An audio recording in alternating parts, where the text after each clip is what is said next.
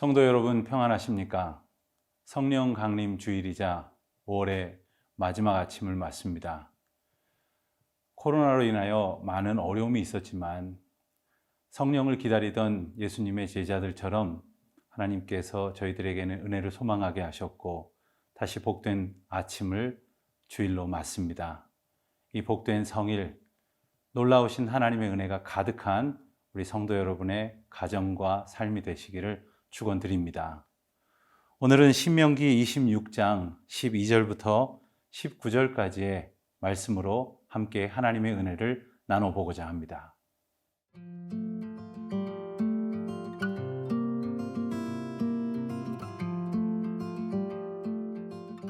신명기 26장 12절에서 19절 말씀입니다. 셋째 해 곧 11조를 드리는 해에 내 모든 소산의 11조 내기를 마친 후에 그것을 레위인과 객과 고아와 과부에게 주어 내 성읍 안에서 먹고 배부르게 하라.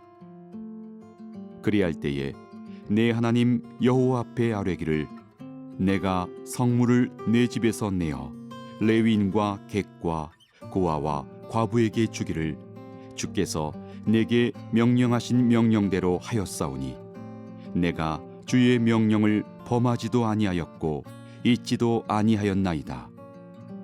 내가 애곡하는 날에 이 성물을 먹지 아니하였고 부정한 몸으로 이를 떼어두지 아니하였고 죽은 자를 위하여 이를 쓰지 아니하였고 내 하나님 여호와의 말씀을 청종하여 주께서 내게 명령하신 대로 다 행하였사오니 원하건대 주의 거룩한 처소 하늘에서 보시고 주의 백성 이스라엘에게 복을 주시며 우리 조상들에게 맹세하여 우리에게 주신 젖과 꿀이 흐르는 땅에 복을 내리소서 할지니라. 오늘 내 하나님 여호와께서 이 규례와 법도를 행하라고 내게 명령하시나니 그런즉 너는 마음을 다하고 뜻을 다하여 지켜 행하라. 내가 오늘 여호와를 내 하나님으로 인정하고 또 그 도를 행하고 그의 규례와 명령과 법도를 지키며 그의 소리를 들으리라 확언하였고 여호와께서도 내게 말씀하신 대로 오늘 너를 그의 보배로운 백성이 되게 하시고 그의 모든 명령을 지키라 확언하셨느니라. 그런즉 여호와께서 너를 그 지으신 모든 민족 위에 뛰어나게 하사 찬송과 명예와 영광을 삼으시고 그가 말씀하신 대로 너를 내 하나님 여호와의 성민이 되게 하시리라. 오늘 말씀은 11조에 관한 말씀으로 이어지고 있습니다. 모세를 통해서 이스라엘 백성들을 다시금 가르치시려고 하시는 하나님께서는 이스라엘 백성들이 복 받는 가장 귀한 방법으로 하나님 앞에 바른 삶을 살도록 인도하여 주십니다. 그것은 이 땅의 모든 것이 하나님께로부터 왔음을 고백하는 그러한 자세로 나타나게 하십니다. 그것이 바로 11조의 정신입니다. 성경에 나타나는 11조의 내용을 보면 대략 3가지 정도의 의미로 생각할 수가 있습니다. 첫 번째 11조는 우리가 잘 아는 그러한 11조의 개념입니다. 땅의 모든 소산물 가운데의 열의 하나를 11조로 하나님 앞에 드리는 것입니다. 이것은 본래 기업을 가지지 아니하는 레위 족속을 위해서 사용되도록 그리고 성전을 위해서 드려지도록 하나님께서 가르쳐 주셨습니다. 그런데 11조에 또 다른 개념이 있습니다. 그렇게 모든 소산의 열의 하나인 11조를 제외한 나머지 9 중에서 이것을 다시 열로 보고 그 중에 열의 하나인 11조가 바로 두 번째 개념의 11조입니다. 이것은 성전의 기명과 또 성전에서 드려지는 모든 감사의 축제와 그리고 성전 공동체 안에서 이루어지는 일들을 위하여 바쳐지는 예물입니다. 그런데 오늘 본문에서 세 번째 의미의 11조를 말씀하십니다. 이것은 첫 번째, 두 번째와 달리 또 다시 다른 의미로 드려지는 것이 아니라 두 번째의 11조가 3년마다 하나님 앞에 다른 의미로 쓰여지도록 규례로 정해주신 것을 의미합니다. 즉 오늘 본문에서 보는 것처럼 레위인과 객과 고아와 과부에게 주기를 주께서 내게 명하셨다. 이렇게 우리가 이 말씀을 통해서 세 번째 11조의 용도에 대해서 알게 됩니다. 하나님께서는 하나님의 백성들을 통해서 이 어려움에 처해 있는 사람들을 돌보게 하십니다.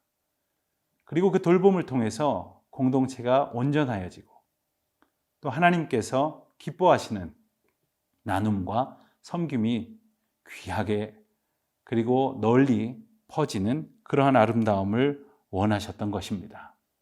그리고 오늘 본문 말씀에서는 이러한 11조의 고백을 드리는 자가 하나님 앞에 은혜와 복을 소원하라 이렇게 권면하십니다. 여러분 우리가 11조를 드릴 수 있는 것은 너무나 큰 축복입니다. 그리고 이것이 하나님의 것이라고 고백하는 것은 그 어떤 것보다도 소중한 간증입니다. 그리고 그와 같은 은혜의 삶을 살게 하신 하나님 앞에 내가 주의 백성입니다. 내가 주의 은혜로 살고 있습니다. 주여 계속하여 나에게 그 은혜를 허락하여 주시옵소서. 나로 더 깊이 또 더 넓게 주의 사랑을 나누고 증거하게 하여 주시옵소서. 간증하는 소원을 주 앞에 고백할 수 있는 것이죠. 주님께서는 그러한 사람들에게 더욱더 복 주시고 더욱더 은혜를 베푸셔서 주의 것으로 하나님께 드리는 기쁨과 성도와 이웃과 함께 나누는 그 즐거움을 더하게 하십니다. 그와 같은 복된 은혜에 쓰임받고 그리하여 하나님의 놀라운 은혜로 고백하는 우리 모두가 되시기를 주님의 이름으로 축원드립니다.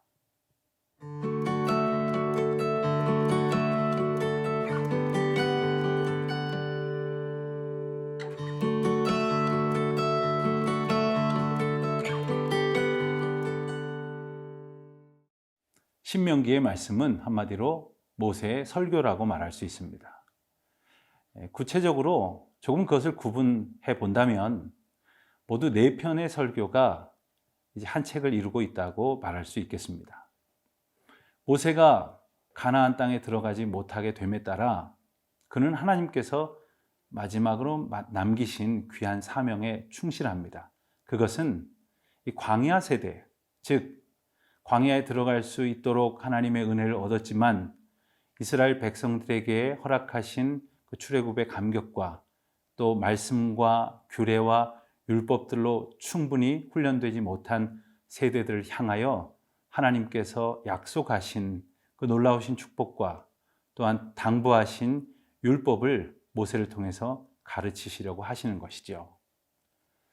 그래서 이 신명기 1장부터 4장까지의 말씀을 첫 번째 설교라고 말한다면 이것은 신명기 전체의 서론이 된다고 말할 수 있을 것입니다.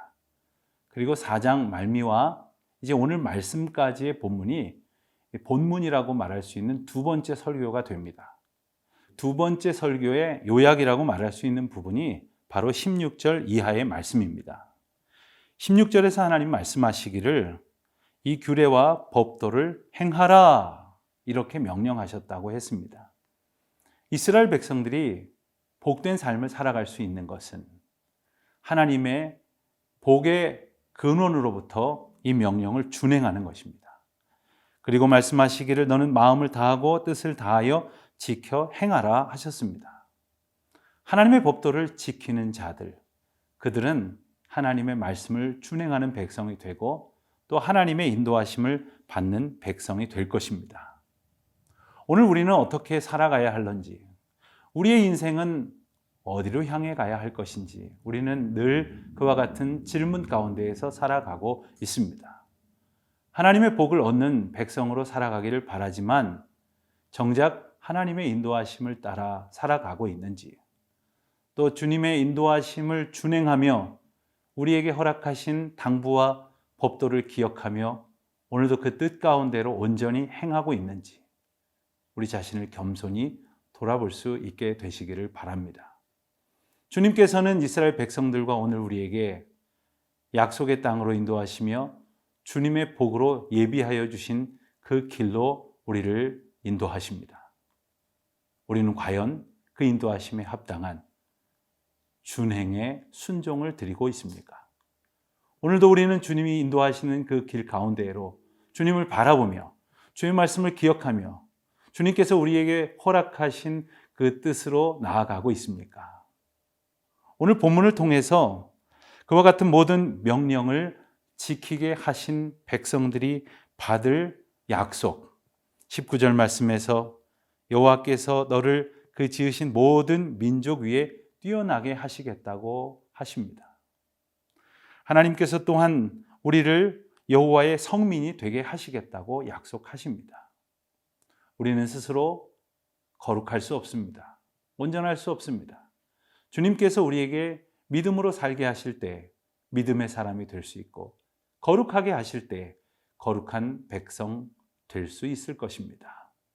오늘 우리의 의지나 계획이나 소원으로 인하여가 아니라 주님의 인도하심과 우리에게 약속하신 그 거룩한 율법을 우리가 지킴으로 순종하여 주의 뜻에 합당하게 살아가는 저와 여러분 되시기를 우리 주님의 이름으로 축원드립니다.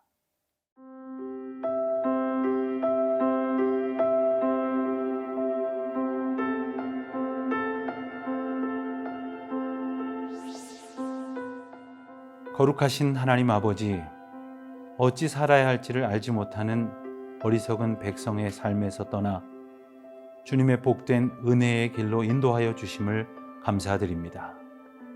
하나님의 명령에 순종하여 영광의 복을 받아 주님께 기쁨이 되고 믿음의 선한 증거로 살아가는 저희 모두가 되게 하여 주시옵소서. 예수님의 이름으로 기도드립니다. 아멘.